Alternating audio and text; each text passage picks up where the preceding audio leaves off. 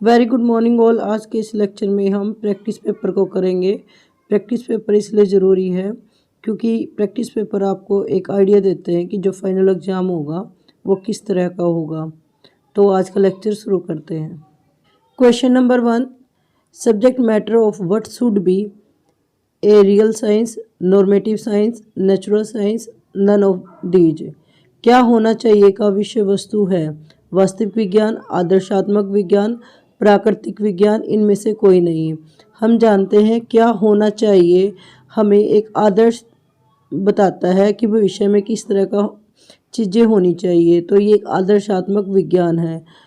The subject matter what should B is a normative science, क्योंकि जो real science होती है वो हमें बताती है एक्चुअल में क्या है, और जो नेचुरल साइंस है, प्राकृतिक साइंस है, जैसे फिजिक्स है, केमिस्ट्री है, ये नेचुरल साइंस होती है। लेकिन जो व्हाट शुड बी क्या होना चाहिए, ये एक नॉर्मेटिव साइंस है। तो जो आंसर होगा वो बी होगा, आदर्शात्मक विज्ञान यानी कि नॉर्मेटिव साइंस। क्वेश्चन नंबर 2, उत्पादन संभावना वक्र का ढलान होता है मूल बिंदु ओ की तरह उन्नतोदर, मूल बिंदु की ओर उन्नतोदर, एक सीधी रेखा, इनमें से कोई नहीं।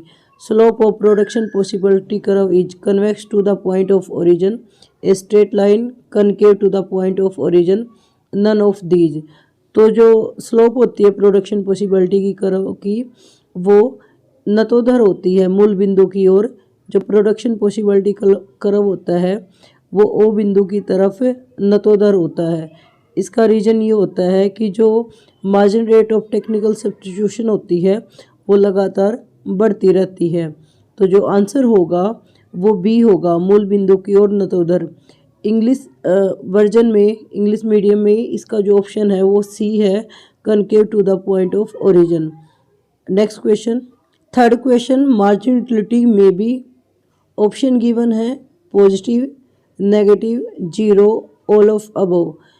सीमांत उपयोगिता हो सकती है धनात्मक, ऋणात्मक, शून्य, उपरोक्त सभी। हम जानते हैं जो MU है यानी कि जो मार्जिन यूटिलिटी है वो शून्य, पॉजिटिव और नेगेटिव तीनों हो सकती है। ये डिपेंड करता है टोटल यूटिलिटी पर। अगर टोटल यूटिलिटी बढ़ रही होती है तो ये पॉजिटिव होती है, अगर टोटल यूटिलिटी मैक्सिमम होती है तो ये शून्य होती है, और जब टोटल यूटिलिटी घट रही होती है तो ये नेगेटिव होती है। तो सीमांत उपयोगिता तीनों हो सकती है, धनात्मक भी, ऋणात्मक भी और शून्य भी। तो जो आंसर होगा वो डी होगा, उपरोक्त सभी, all of the above. Question number 4, fix cost क्या है? Electricity bill, expenditure on raw material, daily labour wages, interest on fix capital.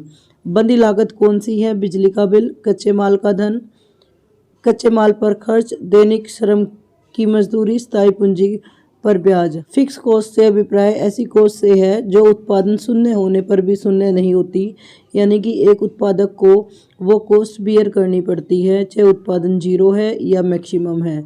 तो जो इलेक्ट्रिसिटी बिल है वो वेरिएबल कॉस्ट है, क्योंकि जैसे जैसे प्रोडक्शन बढ़ेगा जो इलेक्ट्रिसिटी बिल है वो भी बढ़ेगा। एक्सपेंडिचर ऑन रॉ मटेरियल ये भी एक वेरिएबल कॉस्ट है, जैसे जैसे प्रोडक्शन बढ़ेगा रॉ मटेरियल पर जो एक्सपेंडिचर है वो बढ़ता चलाया जाएगा, और प्रोडक्शन अगर जीरो होगा तो रॉ मटेरियल और बिजली का जो खर्च होगा वो कम होगा।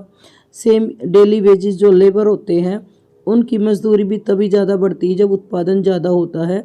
और लेकिन जो इंटरेस्ट ऑन फिक्स कैपिटल होता है वो हमारी फिक्स कॉस्ट है, यानी स्थायी पूंजी पर जो ब्याज होता है वो हमारी फिक्स कॉस्ट है।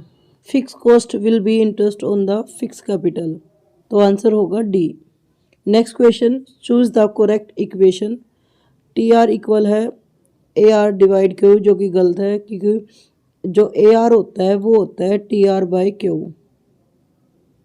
AR equal MR into MR divide Q, ये भी गलत है। थर्ड ऑप्शन, MR इक्वल है delta TR upon delta Q, जो कि सही है क्योंकि जो MR है यानी कि मार्जिन रेवेन्यू है वो चेंज को शो करता है, और वो होता है delta TR upon delta Q। तो जो आंसर होगा वो सी होगा। Next question, principle of economics was written by Marshall. Principle of economics नामक पुस्तक मार्शल द्वारा लिखी गई थी।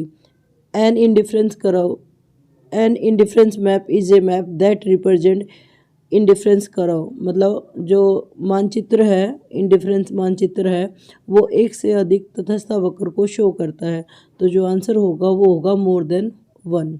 तटस्थ मानचित्र एक ग्राफ है जो एक से अधिक तटस्थ वक्रों का प्रतिनिधित्व करता है। An indifference map is a group that represent more than one indifference curve. Question number 8, under the perfect competition AR equal MR। पूर्ण प्रतियोगिता में जो AR होता है वो हमेशा MR के बराबर होते हैं और वो OX के पैरेलल होते हैं। AR ऑलवेज इक्वल MR और वो OX के पैरेलल होते हैं। Question number 9, TP is constant when MP is 0। MP measure the change in TP। कुल उत्पादन स्थिर है जब सीमांत उत्पादन शून्य है। सीमांत उत्पादन कुल उत्पादन में परिवर्तन को मापता है।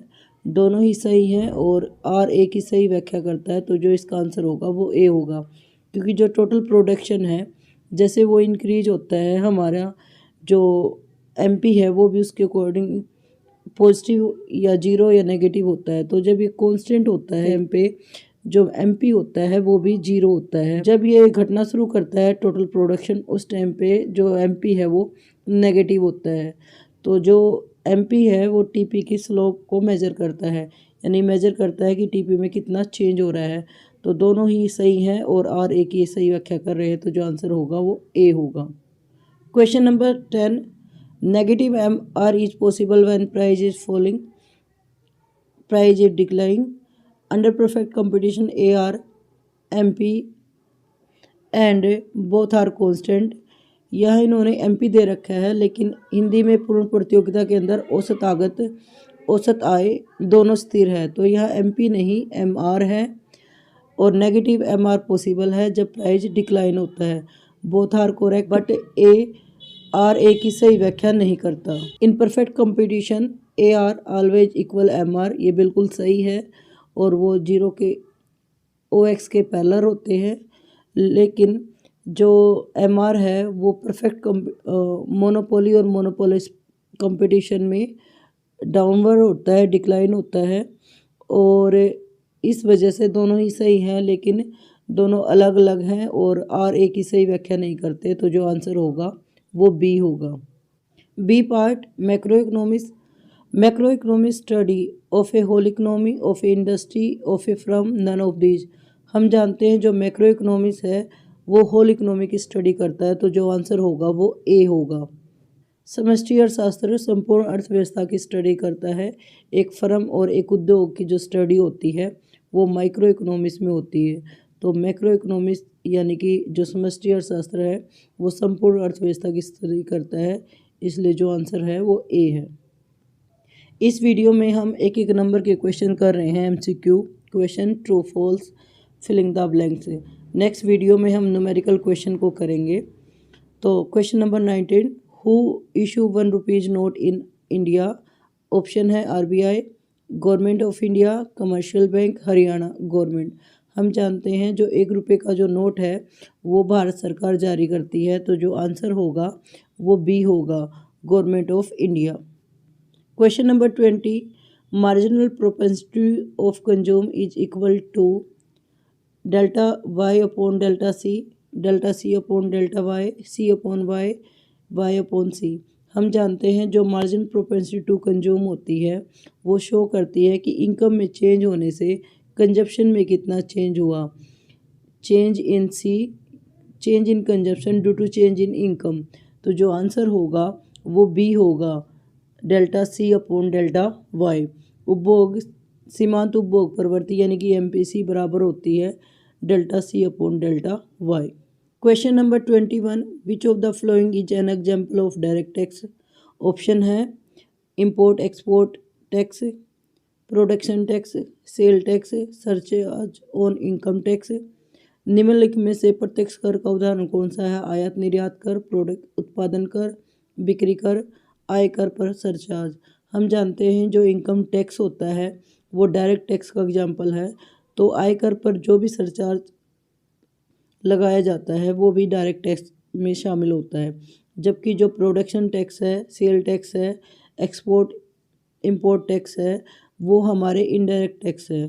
तो जो आंसर होगा वो होगा D, surcharge on the income tax. Question number 22, what is the relationship between demand for foreign currency and exchange rate? Option given है opposite, direct, no, relationship, all the above.